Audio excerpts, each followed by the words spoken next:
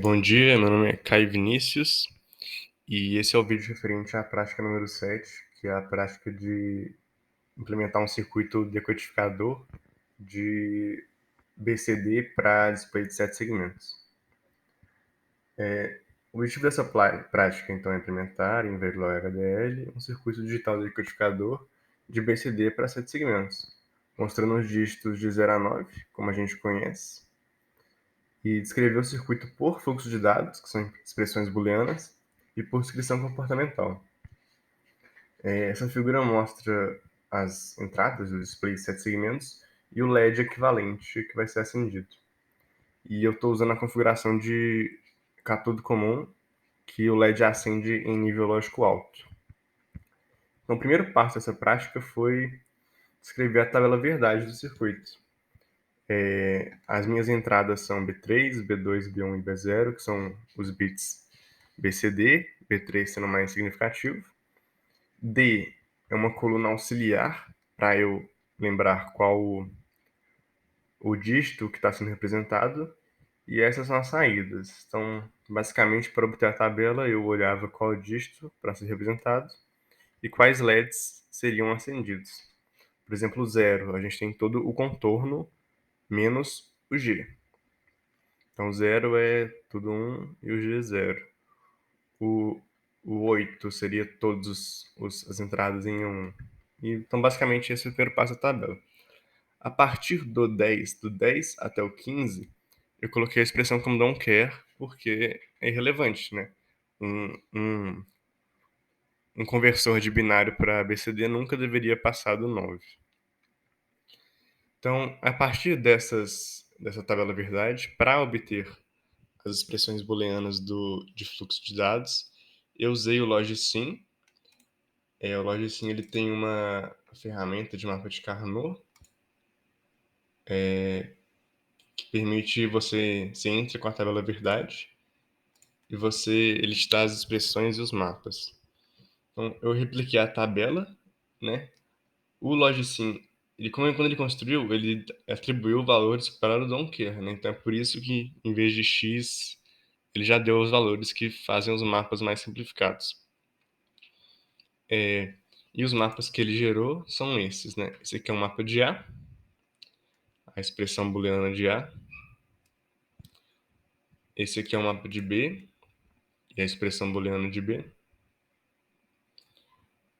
Esse é um mapa de C, e a expressão booleana de C.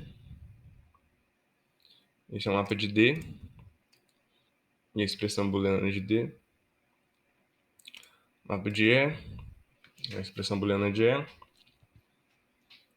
E o mapa de F, a expressão booleana de F. E o mapa de G, a expressão booleana de G. Aí, ele gerou esse circuito aqui, que é um pouco complicado de ver. Mas, por exemplo, 000 aqui já dá para ver que deu aquilo esperado, né? Só o G apagado. Aí, eu rapidinho, para testar no próprio Logicsim para verificar as expressões, eu criei um módulo, um circuito principal. Eu coloquei um contador. Ele é decrescente e eu estou usando a saída negada. Então, tipo, a saída negada fica crescente. E eu coloquei uma end que quando chega em 10, em 10, que é 10, 10, ele dá um preset. Então ele manda a saída para 1, que seria um clear da saída negada. Então ele conta de 0 a 9, chega no 10 ele reseta para o 0. E eu testei e deu certinho a lógica esperada. Então a partir disso, o próximo passo seria ir para o quartos e descrever o circuito por fluxo de dados. Então, por fluxo de dados, eu declarei as entradas do B3, B2, B1 e B0, que são os bits de BCD, e a saída S, que é um vetor de 7 saídas. Eu coloquei sendo o A o mais significativo e o G o menos significativo, porque na simulação vai sair uma coisa na mesma ordem da tabela verdade. Fica mais fácil de comparar e ver se está certo. Então aqui eu usei o comando de atribuição assign para atribuir as saídas, as expressões booleanas obtidas no logicim. E o RTL viewer dele ficou dessa forma, né? De novo, é um circuito meio grande, já é meio complexo de analisar o circuito dessa forma. E aí, pela simulação, que é o modelo sem altera, eu fiz daquela configuração padrão, que uma entrada tem o dobro do período da outra, para que a gente possa cobrir todas as possibilidades. Então a gente tem aqui B3 sendo um clock com período de 800 picosegundos, B2 um clock com um período de 400 picosegundos, B1 um clock com período de 200 e B0 com um clock de 100. Então ele conta de 0 até 15. Só que o que interessa a gente é até 9, que é aqui. Adicionar o S aqui. A simulação foi de 800 segundos. Simulando, dá para comparar. Ficou dessa forma, entendeu? Tipo, ficou o A mais significativo, o B fica muito mais fácil de visualizar na tabela. Por exemplo, 0. Espera-se que o G esteja apagado, o resto seja 1. Depois lá na tabela e é exatamente isso. O 1, só o B e o C estão ligados. Mesma coisa. Então, eu comparei e deu exatamente igual à tabela. Eu vou deixar um tempo nessa tela para, se quiser comparar com a tabela. Então, vou voltar para a tabela um tempo aqui, se quiser pausar o vídeo e comparar. Mas deu certinho, como esperado, o circuito descrito por fluxo de dados. A segunda parte dessa prática foi descrever com comportamental.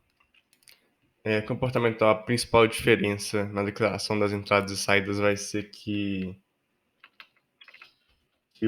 a saída S ela vai ter o tipo registrador, né? Vai ser um tipo reg, né? Tipo reg, e um vetor de 7 também. E novamente está com a configuração de que A é o mais significativo, até G sendo menos significativo para melhor visualização no Model Sim. Então aqui eu coloquei a lista de sensibilidade para as entradas, para todas elas, em borda de subida e borda de descida, para atualizar. Eu fiz o case, a instrução lá, concatenei as entradas e eu descrevi a tabela verdade encontrada, né? E uma outra diferença é que no circuito de fluxo de dados eu coloquei a tabela como o resto, a partir de 10 a 15, como don't care.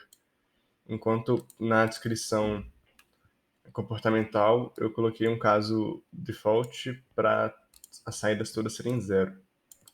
Mas isso não altera o circuito porque seria uma condição que não era para ocorrer. Pela descrição comportamental, o RTL Viewer fica um pouco diferente, porque é o Quartz que faz o papel de implementar esse decodificador. Fica bem mais complicado a gente conseguir visualizar o circuito, né? Entender o que o Quartz escreveu. Mas dá para verificar na simulação se está de acordo com o esperado. Novamente, a configuração das entradas foi de um clock tendo o dobro do período do outro, para visualizar todas as possibilidades. A mesma configuração, B3 com período de 800, B2 400, B1 200 e B0 100. B0 100.